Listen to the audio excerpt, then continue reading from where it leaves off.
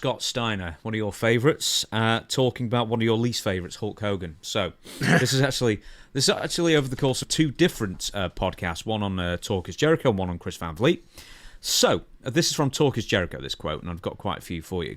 As soon as I got turned into a bad guy, he's talking about WCW in 98. Yeah, I think it was 98. My very next match was against Lex Luger, and I lost, which was so disappointing to me, Steiner revealed. He explained his concern that losing so soon after the turn could damage his credibility.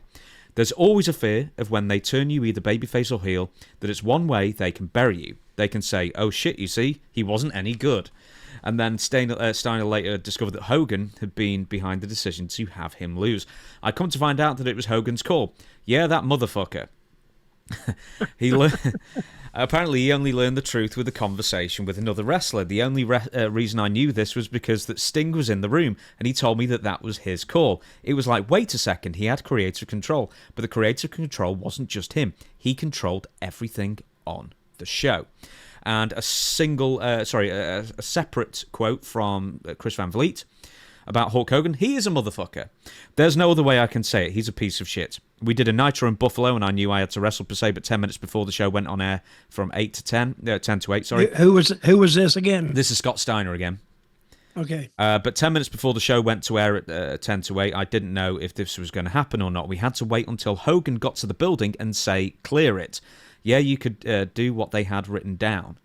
So I've got more from Steiner. We'll get to him in a minute, more stuff. But did you realise that Hulk Hogan had so much power? Oh, yeah. When they did the deal with him and Hogan and Nash and Hall, and that was all Hogan's idea. And he ran all that. So, and it was, they ran it into the ground, really. Mm. But have you ever worked with anybody who had creative control? Have I ever worked with anybody who had what? Creative control, or a say in their own creative. So if you're booking somebody, but you have to get their okay first, basically. No, I never did that.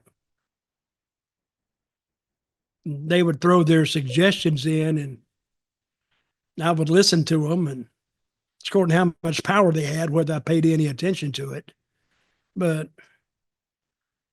I never really, they could say whether they liked it or not. And I said, well, I don't care. I'm going to do it anyway. So, but usually my way come out the best because they didn't really have good ideas. Now, Hogan has ideas for just himself and maybe Hall and Nash. He has ideas for that. But if you go down the card, you better have ideas for these other guys too. Because Hall and Nash and Hogan, they're not going to make all the shows at all. I mean, they might make one or two, or maybe just TV. So if they're making the TV and they're not making the show, what is drawing in these towns if they're not there? And I don't think anybody in WCW had the nerve to speak up for him, and they didn't know what they were talking about anyway.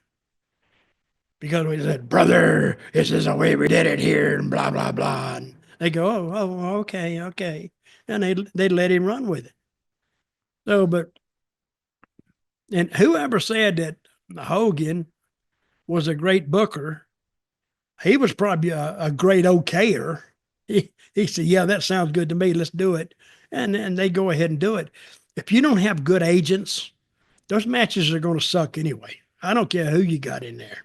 If you don't have good agents, and if they can take the match, what you want in the match, and kind of not only let a particular team win, but have them win with some heat on it. So if they hadn't have done this or hadn't have done that, they wouldn't have won. But that's why you got to have guys who have wrestled before to agent these matches. And a lot of times you couldn't take an agent and put him with Hogan. Hogan was going to do what he was going to do anyway, because no agent is going to stand up to Hogan, because Hogan has the power to just get rid of him. So, and I don't know, he had a lot of power in WCW, and he had a lot of power in WWF too. So he came to WCW as a big star. Why did he leave WWF? What happened? That's a good question. There was a fallout between him and Vince McMahon at some point in '93, and I think Vince was also trying to, I guess, get him to lose.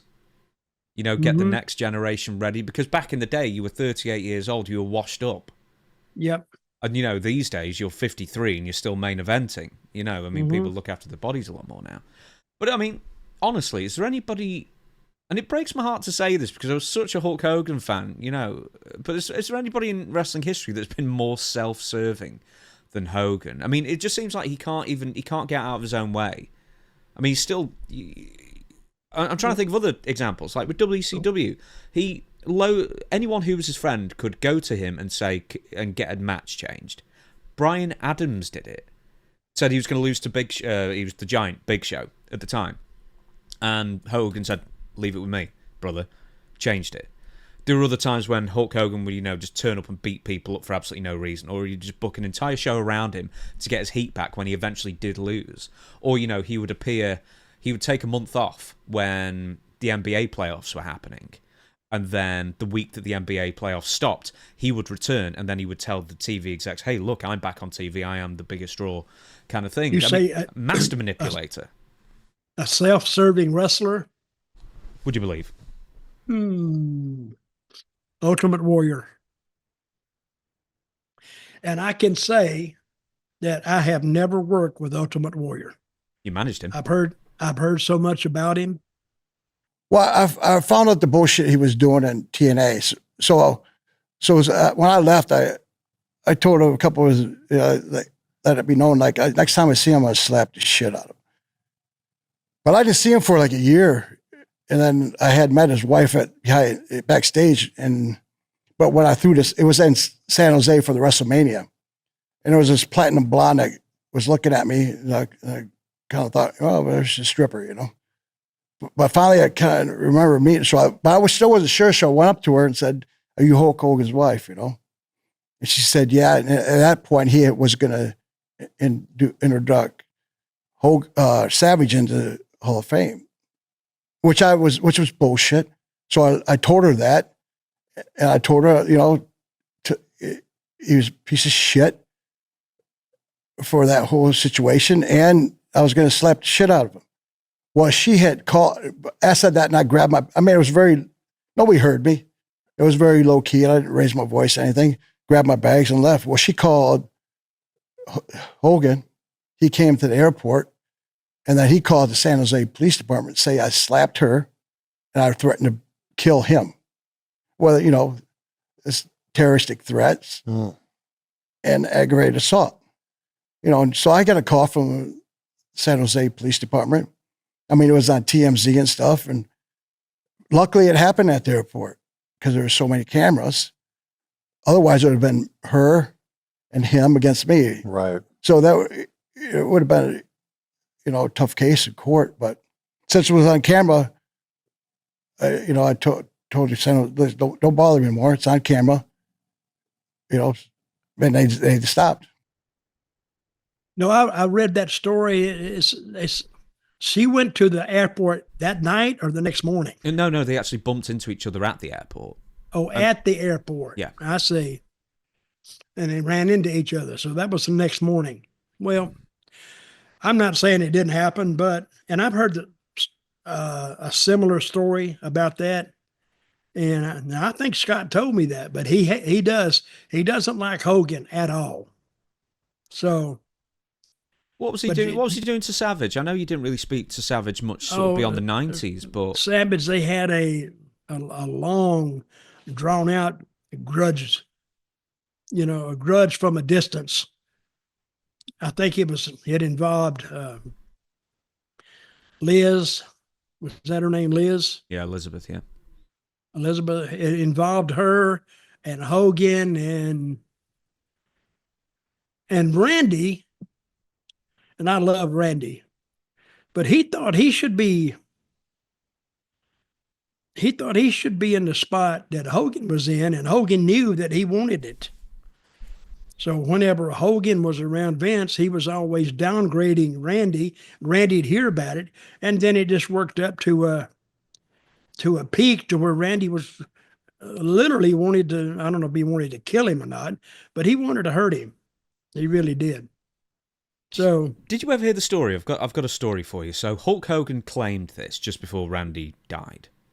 Was that Hogan bumped into Randy at a doctor's office, and then in that office they squashed all their bad feelings between each other, etc., etc. And then a few days later, Randy died of a heart attack.